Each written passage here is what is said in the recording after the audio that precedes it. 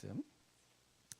아마 되지 않은 말씀이니까 우리 다 같이 한 목소리 읽을까요? 앞에 자막 보셔도 되고요. 우리 같이 한 목소리 읽습니다. 시작. 바울과 실루아노와 디모데는 주 예수 그리스도 안에 있는 데살로니가인의 교회에 편지하노니 하나님 아버지와 주 예수 그리스도로부터 은혜와 평강이 너에게 있을지어다. 형제들아, 우리가 너희를 위하여 항상 하나님께 감사할지니 이것이 당연함은 너희의 믿음이 자라고 너희가 다 각기 서로 사랑함이 풍성하니 그러므로 너희가 견디고 있는 모든 박해와 환난 중에서 너희 인내와 믿음으로 말미암아 하나님의 여러 교회에서 우리가 친히 자랑하노라. 아멘. 자, 오늘 본문 말씀을 통해서 바울이 자신이 머물렀고 잠깐 복음을 전했던 데살로니 교회를 자랑하고 있습니다. 2차 선교 여행 때 빌립보 다음에 데살로니가에 이르렀는데 3주일도 채 되지 않아서 데살로니가 떠날 수밖에 없었던 안타까움이 데살로니가 교회에 대한 바울의 마음입니다. 그런데 그 이후에 데살로니가의 교회가 자라고 세워지고 자라고 믿음의 귀한 일들을 드러내고 있다라는 소문이 들리자 바울은 되게 기뻐하게 되었다는 거죠. 그래서 데살로니가 보냈던 이 후서 편지를 통해서 데살로니가 교회를 지금 칭찬하고 또 자랑하고 있습니다. 근데 사실 이게 그냥 개인 편지가 아니라 우리에게 전해준 하나님의 말씀이라는 것은 결국 이 말은 하나님이 데살로니가 교회를 기뻐하고 자랑했다라는 거죠. 그러니까 하나님의 기쁨이 되는 교회로서 데살로니가 교회가 우리에게는 큰 영적 모범이 된다라는 그런 이야기죠. 여러분, 이 땅의 교회들이 추구해야 될 어떤 본이 바로 이 데살로니가 교회를 칭찬한 이 바울의 말씀 속에 담겨 있습니다.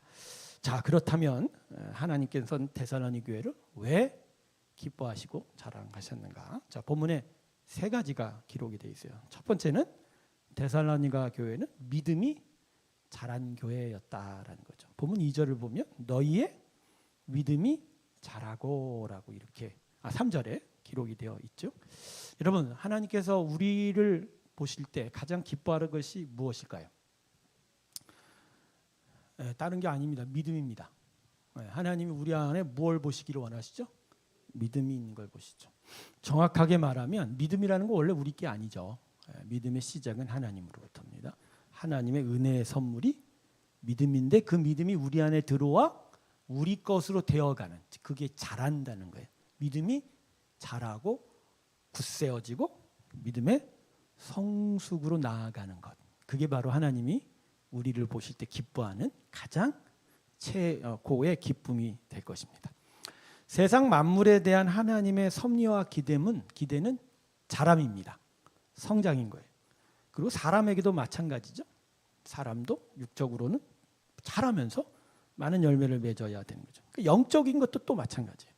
예수의 은혜로 구원을 받은 하나님의 자녀들은 새로운 생명이 심겨졌기 때문에 그 새로운 생명, 그 믿음이 계속 자라면서 하나님의 기뻐하는 일이 나타나야 되는 거예요. 그래서 거꾸로 얘기하면 성도들에게 있어서 가장 큰 기쁨은 믿음이 되어야 됩니다. 여러분 요새 무엇으로 기뻐하십니까? 무엇으로 기뻐하세요? 우리 자녀들이 좀 좋은 일이 나타나면 그것을 기뻐하십니까? 나라의 전망, 경제 상황이 좋아지면 그게 여러분의 기쁨이 됩니까? 근데 여러분 믿음에 있어서 어떤 기쁨을 바라고 계신 게 있으세요? 여러분 안에 어떤 믿음의 일들이 자라는 게 여러분이 여러분으로부터 얻으려고 하는 기쁨의 항목이 되냐는 거죠. 여러분, 하나님이 우리에게 가장 귀하게 보시는 것이 믿음이라면 우리도 또한 우리 안에서 가장 귀한 것으로 믿음을 봐야 돼요. 우리 안에 믿음이 자라가는지, 믿음이 자라서 많은 열매를 맺어가는지, 그래서 하나님이 기뻐하는 일이 넘쳐가는지. 여러분 자신에게 한번 물어보세요. 나는 믿음이 있어서 하나님이 나를 기뻐하시는가? 점점점 하나님의 기쁨이 늘어가고 있는 나의 인생인가? 오늘 여러분 자신에게 한번 물어보시기를 바랍니다. 예수의 사람은 무엇보다 믿음이 잘하는 자입니다. 할렐루야. 우리 여기 권사님들 많이 계시는데 권사님들의 연령이 벌써 70이 넘어서 80도 또 넘어가시지요. 근데 여러분 70, 80을 넘어가면서 여러분에게 정말 더 있어야 될 것이 무엇이죠? 연령은 계속 늘어가고, 그죠? 점점 몸은 사실 아파갑니다. 노후화되죠. 그러나 하나님이 여러분의 겉모양은 노후화되지만 여러분 안에서 더욱더 늘어가기를, 커지기를 바라는 건 믿음인 줄로 믿습니다. 예, 나이가 들어갈수록 믿음도 같이 줄면 안 돼요. 나이를 먹어갈수록 우리 안에 더 커져야 되는 게 뭐죠? 믿음입니다. 할렐루야. 예, 교회 다니는 횟수에 대해서 자랑하지 마십시오. 예, 그거 사실 어떻게 보면 창피한 일일 수 있어요. 나는 교회를 오래 다녔는데 들여다보면 믿음은 요만큼도 안 자랑. 그거 갖고서 자랑할 필요는 없는 거죠. 여러분 정말로 하나님 앞에 나와 예배했던 시간들이 점점 길어지면 길어질수록 여러분 안에 속사람의 영혼의 믿음은 정말 태산과 같이 커져야 됩니다. 할렐루야. 하나님이 그걸 원하신다라는 거죠. 여러분 땅에 씨를 뿌리면 그 씨앗이 땅 속에 머물러 있는 것으로 하나님께서 농부가 만족하지 않죠. 당연히 씨가 뿌리를 내리고 땅으로 솟아올라 자라기를 바랍니다. 그냥 자라지 않습니다. 두껍게 우람차게 자라서 결국 꽃이 피고 푸른 잎사귀를 맺고 꽃이 펴서 열매 많이 맺기를 바라는 게 우리 씨 뿌리는 농부의 마음 아닙니까? 우리의 심령에 생명의 영혼의 씨앗을 생명의 씨앗을 뿌린 하나님께서 우리에게 어떤 마음을 가지고 계시는지는 분명합니다. 사랑하는 성도 여러분, 잘하시기를 주님의 이름으로 축원합니다. 키 말고요. 뭐라고? 믿음이 잘하시기 바랍니다. 지난 교회가 세워진 시간이 5년입니다. 5년 동안 이제 5년이 다 돼가지고 11월 되면 그동안 교회는 자라면서 우리 성도들 각각의 영혼들은 어떻게 되었는지 참 궁금합니다. 오늘 기도하면서 하나님, 내가 더욱더 자라게 하시고 내 영이 자라고 또 우리 함께 모인 교회가 자라고 또 우리 모든 인생들이 자라서 좀 하나님 기뻐하는 열매들이 풍성히 맺혀지기를 함께 기도해 주시기를 원합니다. 자, 두 번째, 데살로니가 교회를 칭찬하신 이유는 사랑의 풍성함을 하나님께서 기뻐하셨습니다.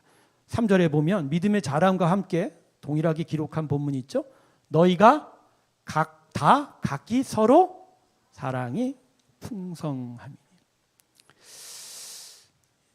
예수님의 승천 이후에 바로 복음이 전해지고 세워졌던 주전 1세기 전까지의 교회를 초대교회라고 보통 부르는데 초대교회가 지금의 교회들과 다른 점이 몇 가지가 있어요. 그중에서 우리가 정말 닮아야 되는 것은 바로 이 사랑입니다. 성도 여러분, 믿음이 우리 안에 역사에서 들어온 믿음이 우리가 정말 예수를 믿게 되고 그리고 믿음의 자람이 나타날 때 그 자람이 밖으로 드러난 특징적인 모습이 뭔지 아십니까? 사랑입니다. 사랑. 여러분, 내가 믿음이 있어서 성경을 많이 읽고 기도를 많이 해서 그래서 내가 성경의 지식이 많고 그다음에 기도의 응답을 많이 받았다고 자랑하는 게 내가 믿음이 있다의 특징이 아니에요. 여러분은 자기가 믿음이 있다고 하는 특징을 뭐로 내세우세요? 뭐로 내세우세요? 아니 잘 생각해 보세요. 여러분이 교회 와서 하는 일이 바로 여러분이 믿음이 있다는 특징이 될 거예요. 여러분 하나님께서 이야기하실 때 믿음이 있다라고 하는 그 믿음의 특징은 사랑입니다.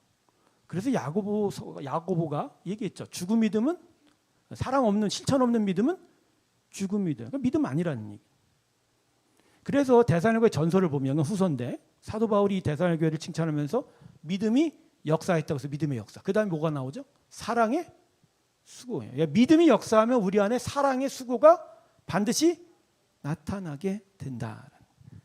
그래서 여러분 사단이 교회를 공격할 때 주된 공격 지점이 어딘 줄 아세요? 이 사랑이에요. 가장 연약한 부분이 서로를 정죄하는 부분이에요. 비판하고 비방하는 부분이에요. 아무래도 예수 그리스도의 말씀에 순종을 해야 되는 우리 입장에서 보면 말씀을 지키지 않고 주의 뜻을 헤아리지 못하는 그 지점이 약하죠. 근데 그 약한 것을 계속 우리가 비방하고 비난할 때 우리가 뭐에 빠지냐면 사랑 없음에 빠집니다. 이게 참 어려운 딜레마예요. 분명히 저 사람이 잘못했거든요. 저 사람이 뭔가 실수를 했어요. 분명히 지적하는 사람도 있고 저 잘못했다고 말해주면 되는데 그 말하고 지적하는 가운데 뭐가 역사예요? 사단이 역사예요. 뭐가 들어와요? 사랑 없음이 발견되기. 즉 남을 비판하고 비판할 때 내 안에 믿음이 내 안에 사랑의 수고를 만들어내는데 그 수고가 없어지기 시작하는 거예요. 결국 그 비난과 비판은 내 영이 하지 않고 뭐가 한다고요? 혼이 해버려요. 그 혼은 반드시 교만이 나타나고 내 자랑이 나타나고 나를 드러내기 시작합니다. 나를 드러내면 반드시 나 중심으로 살기 때문에 다른 자에게 사랑 베풀지 못하는 거예요. 그래서 교회는 누구를 향해서 어떤 잘못된 것을 지적할 때 대단히 신중해야 됩니다. 기도하면서 이 부분에 대해서 정말로 사랑하는 마음으로 가지 않으면 그거는 사랑 없음의 증거가 되기 때문에. 그래서 보통 이러한 부분에 있어서 너무 너나 할 것 없이 전부 다 비난하고 비판하는 게 아니에요. 때로는 세워진 사람을 통해서 대신 이야기하고 그 대신 이야기하는 사람도 뭘로 얘기하죠? 말씀으로 얘기해요. 그리고 성령의 권면을 따라서 말하는 내용도 끝까지 다 할 수 있는 게 아니에요. 성령의 권면인 거죠. 여러분 바로 사단이 이런 부분을 공략하는 거예요. 그래서 에베소 교회가 어려움을 겪었던 게 바로 이런 거예요. 에베소 교회가 이단들 내쫓느라고 아주 대단히 하나님의 공의를 강조했는데 이 공의를 너무 강조한 나머지 성도 사이에 신뢰가 무너지고 사랑의 풍성함이 사라져 버리니까 그들 안에는 믿음이 역사하는 증거인 사랑이 소멸되어서 아주 건조한 교회가 됐다는 거예요. 사단은요 성도들끼리의 사랑을 회방합니다. 시기하게 하고 질투하게 하고 갈등을 일으킨다라는 거죠. 여러분 지금 한국교회가 이 사랑의 몸살을 앓고 있어요. 정말 믿음 있는 증거인 사랑의 풍성함이 점점 사라져가고 있다라는 것이죠. 사랑하는 성도 여러분, 우리는 정말 사랑하고 있는지, 정말 제대로 사랑하고 있는지를 한번 이 오늘 말씀을 통해서 다시 한번 되돌아보기 소망합니다. 여러분 앞에 있는 저도 이 말씀으로 제 자신을 되돌아 봅니다. 내가 진짜 사랑하는 자인가? 내가 진짜 사랑의 풍성함을 보여주고 있는 자인가? 그것을 되돌아보면서 하나님 앞에 회개하지 안 할 수가 없더라고요. 성도 여러분, 믿음이 자랄 때 우리 안에 사랑의 수고함이 나타난다는 것을 오늘 마음에 기억하면서 여러분의 신앙의 모습을 다시 한번 되돌아보시기를 원합니다. 세 번째는 환난을 잘 견뎌내는 교회였기에 하나님께서 데살로니가 교회를 사랑하셨습니다. 우리 4절 한번 보실까요? 자, 4절에 바울이 뭐라고 칭찬하죠? 그러므로 너희가 견디고 있는 모든 박해와 환난 중에서 너희 인내와 믿음으로 말미암아 하나님의 여러 교회에서 우리가 친히 자랑하노라. 어떤 종류의 환난이었는지 시련이었는지는 몰라도 데살로니가 교회에 많은 환난이 있었던 것 같아요. 그런데 이 교회가 그 시련과 환난을 잘 견뎌내는 것. 시련 앞에서 흩어지지 않고 환난 앞에서 주눅들지 않고 계속 예배를 세우고 하나님의 복음을 전하며 끝까지 교회로서의 가치를 잃어버리지 않았던 이 교회였기에 바로 이 소식이 바울로 하여금 정말 기뻐 감사하며 기도할 수 있는 이유가 됐다라는 거죠. 물론 이들이 참된 정말 큰 신앙적인 의지도 강했을 거지만 아마 이들 안에 역사하신 성령의 도우심도 큰 일을 행했던 것 같습니다.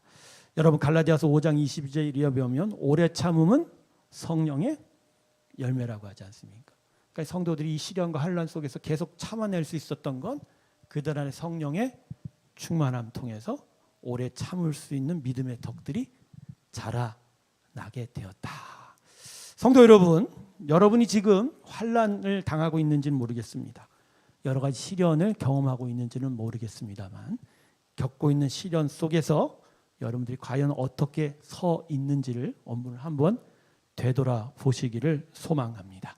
시련과 환난을 끝내 이겨 참된 믿음의 일들을 세워가는 그 끝까지 견뎌내는 자가 하나님께서 복을 주는 자입니다. 할렐루야.